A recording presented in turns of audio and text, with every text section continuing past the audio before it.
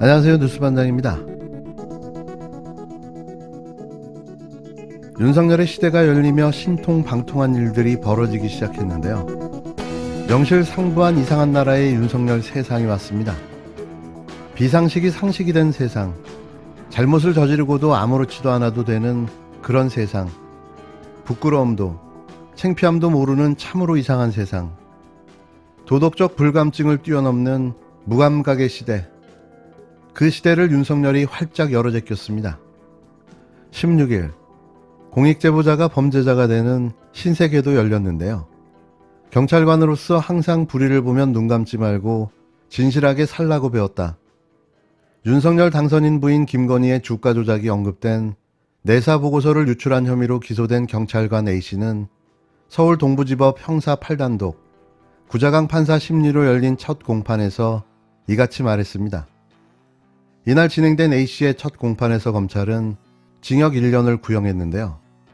대통령 당선인의 부인의 비리를 폭로했다며 보복 구형한 거죠. 애초에 다 덮어서 일어날 수 없던 일이 발생했고 이 사건으로 윤석열 당선인은 큰 고초를 당했다는 이유에서일 텐데요. 본인도 깜짝 놀랐을 겁니다. 그렇게 덮었다고 생각했던 사건이 갑자기 튀어나왔으니 말이죠. A씨는 2019년 9월 동료 경찰관 B씨로부터 김건희가 언급된 경찰청 중대범죄수사과 내사 보고서를 건네받아 뉴스타파 등 2개 언론사 기자에게 유출한 혐의인 공무상 비밀 누설로 재판에 넘겨졌습니다. A씨 측 변호인은 혐의를 인정하지만 제보 동기는 오로지 공익이 목적이었다며 제보를 통해 검찰 수사가 이루어졌고 주가 조작 범죄를 처벌할 수 있게 된 점을 고려해달라고 변론했는데요. 언론 유출은 고위공직자의 도덕성 검증 차원이었다는 거죠. 뉴스타파는 지난 2020년 2월 경찰이 도이치모터스 주가 조작 연루 의혹과 관련해 김건희를 내사했다고 보도하면서 2013년 경찰청 중대범죄수사과가 작성한 이 보고서를 인용했습니다. A씨 측은 보고서를 넘겨받은 경위에 대해 당시 금융수사 분야를 공부하며 실제 주가 조작 사례를 분석하기 위해 자료를 요청했다고 설명했는데요. 이어 언론에 유출한 것에 대해서는 고위공직자 도덕성 검증 차원이라고 주장했습니다. A씨 측은 2019년 당시 윤석열 검찰청장 후보자 인사청문회에서 배우자와 장모의 재산 축적 의혹이 다수 제기됐다. 후보자가 주식 매입 경위 관련 자료를 충분히 제출하지 않았다는 언론 보도가 있었다며 A씨는 혹시 숨기려고 한 게 아닌가 하는 의심을 품고 언론에 제보한 것이라고 말했습니다. A씨 측 변호인은 이어 재수사가 가능하다고 생각했으면 따로 언론 제보를 하지 않았을 텐데 내사 보고서가 그 자체라는 생각이 안 들 만큼 편집되어 있어 심리적 저항감이 적었던 것 같다라며 13년도에 내사가 중지됐고 그로부터 6년 묵힌 기록을 받아 더는 수사가 진행될 수 없다고 판단해 언론이 검증할 수밖에 없겠다고 생각했다고 설명했는데요. A씨 측 변호인은 또 언론 보도로 1년 6개월 수사를 거쳐 권오수 회장 등이 구속 기소됐다. A씨의 제보로 주가 조작 범죄를 온당히 처벌하게 됐다며 젊은 경찰관이 다시 한번 경찰 업무에 전념할 수 있도록 기회를 달라고 선처를 호소했습니다. 상을 줘야 하는 공익제보자에게 이런 부당한 보복 구형이 가당키나 한 걸까요? 윤석열 정부에서 흔하게 볼 수 있는 주객이 전도된 결말이 될 듯합니다. 이명박 박근혜 정권이 일반 국민을 투사로 만들었던 것처럼 이 정부에서도 그런 일이 반복될 징후가 여기저기서 보이기 시작하는데요. 아직 취임도 안 했는데 대체 어쩌자는 겁니까? 이런 상황이 벌어지고 또 당선 일주일 만에 그간 공약을 다 뒤집어 엎으며 국민 뒤통수를 제대로 후려치고 있는데요. 이러니 당연히 윤석열 정부에 대한 기대가 없을 수밖에 없는 거죠. 윤석열 당선인이 대통령 임기 시작도 전에 레임덕에 빠진 게 아니냐는 여론조사가 나왔는데요. 특히 임기 말 문재인 대통령보다도 긍정평가가 낮아 헌정사상 임기가 끝나는 대통령보다 못한 차기 대통령이라는 치욕을 얻게 됐습니다. 지난 여론조사에 이어 이번에도 윤석열 당선인에 대한 국민의 국정수행 기대감 지수가 39%로 조사돼 그에게 투표한 지지자마저도 윤 당선인에 대한 기대치가 없다는 조사 결과가 나왔는데요. 한국리서치가 정기 여론조사에서 대선 후 실시한 윤석열 대통령 당선인의 국정수행 기대감 조사에서 국정운영을 잘할 것이라는 긍정 전망은 자신이 획득한 대선 득표율에도 훨씬 못 미치는 39% 선에 그쳤습니다. 16일 한국리서치가 지난 11일에서 14일까지 3일 동안 실시한 조사 결과에 따르면 윤 당선인이 국정운영을 잘할 것이라는 응답은 39%, 못할 것이라는 응답은 46%였으며 16%는 유보했는데요. 윤 당선인은 대통령 취임 후 국정 수행에 대한 기대감이 자신의 대선 득표율 47.85%에도 훨씬 밑도는 39%로 나타났습니다. 국정 운영을 잘못할 것이라는 부정적 전망은 득표율과 비슷한 46%로 긍정 전망에 비해 7%포인트나 높게 나타났는데요. 반면 퇴임을 2달여 앞둔 문재인 대통령의 국정 수행 지지율은 43%로 여전히 높은 지지율을 유지하고 있었습니다.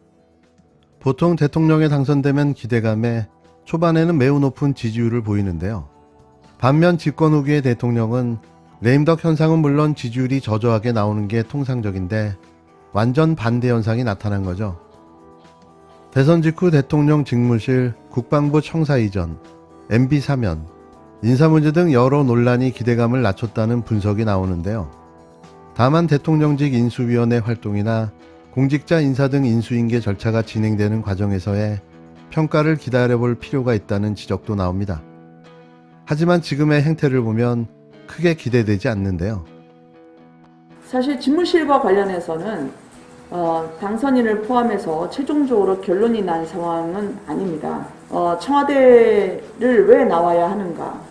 지금의 청와대의 구조는 국민보다는 대통령에 더 집중하고 있는 구조입니다. 비서동에서 대통령의 집무실까지 올라가는데 상당한 시간이 소요됩니다. 실시간으로 신속하게 민생을 해결하는 것 또한 중요하다고 생각을 합니다. 생활에 저희가 내려옴으로써 고려했던 가장 중요한 것은 저희는 함께하고자 하나 생활에 불편을 드리거나 또 서민의 안정적인 출퇴근과 주변 환경에 부담을 드리면 안 된다는 그 고려가 굉장히 크게 작용하고 있습니다. 김은혜 당선인 대변인은 이날 오전 브리핑에서 광화문 이전을 공약했는데 용산 국방부 청사로 이전하는 것도 공약을 지키는 것으로 봐야 하느냐는 질문을 받고 결론이 최종적으로 나오지 않아 전제로 말하기는 어렵다면서도 청와대 개혁을 이야기하면서 과거 어느 정부에서도 이뤄낼 수 없었던 따뜻하고 안정된 곳이 나온다는 게 쉬운 일은 아니라고 말했습니다. 그러면서 권위주의 잔재청산 의지를 담고 있기 때문에 광화문 그리고 국민 곁으로 다가가겠다고 한 것이라며 장소를 확정하면 그 결과와 함께 말씀드리겠다고 답했는데요.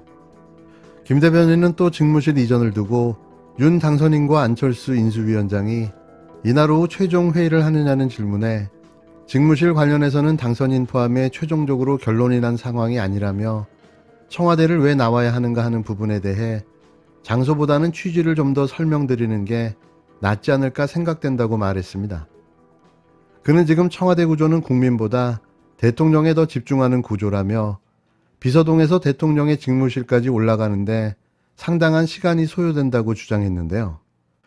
이어 1분 1초도 허투루 버리지 않겠다고 한 만큼 대통령과 비서진, 국민이 특별한 거리를 두지 않고 실시간으로 신속하게 민생을 해결하는 것 또한 중요하다며 지금까지 청와대는 시민소통에서 단절되어 있고 고립되어 있었다. 그래서 궁극적으로 대통령 보호에만 최우선을 뒀다고 지적했습니다.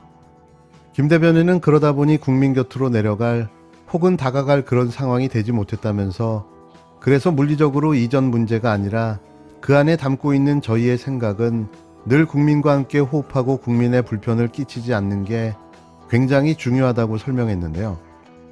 어쩌면 당선인과 대변인이 이렇게 똑같을 수가 있을까요? 전 김 대변인이 브리핑을 하는 내내 그의 말을 해독 해석하느라 머리가 너무 아팠습니다. 대체 무슨 말을 하고 있는 걸까요? 관련해 김어준 총수는 같은 날 자신이 진행하는 TBS 라디오 김어준의 뉴스공장에서 청와대로 들어갈 확률은 제로라고 말을 먼저 했으니 옮기는 것 자체는 기정사실인 것 같다라며 국민 앞으로 한 걸음 다가간다. 대국민 접촉면을 넓힌다. 이런 이유를 댄 건데 국민 소통을 왜 군사시설에서 하나? 이건 납득이 안 간다고 꼬집었습니다. 그런가 하면 탁현민 청와대 의전비서관은 SNS에 비서동에서 대통령 직무실까지 이동하는데 상당한 시간이 소요된다는 김은혜 대변인의 말을 들었다. 그러나 대통령 직무실을 비서동으로 옮긴 지가 5년이 됐다고 직격했는데요. 탁 비서관은 이어 그의 말을 듣고 제가 직접 조금 전에 시간을 확인했다며 그 소요 시간은 뛰어가면 30초, 걸어가면 57초로서 상당한 시간이 소요된다고 비꼬았습니다. 그냥 풍수가 안 좋으니 옮긴다고 하는 게 더 낫지 않을까요? 점점 국민이 창피해지고 있습니다. 근데 정말 옮길 수 있을까요? 옮긴다를 먼저 못 박아둔 것이고, 왜 옮긴다는 갖다 붙인 게 아니냐. 왜냐하면 국민 속으로 하고 국방부 속으로 하고 아무 상관이 없잖아요. 그 동네에는 도보로 이동하는 인구도 별로 없는 곳이에요. 지나가 보신 분들은 다 알겠지만. 그 용산공원이 인근이라고, 그래서 이제 공원 옆 집무실 이런 이야기도 하던데, 용산공원은 2027년 마무리됩니다. 임기 끝납니다.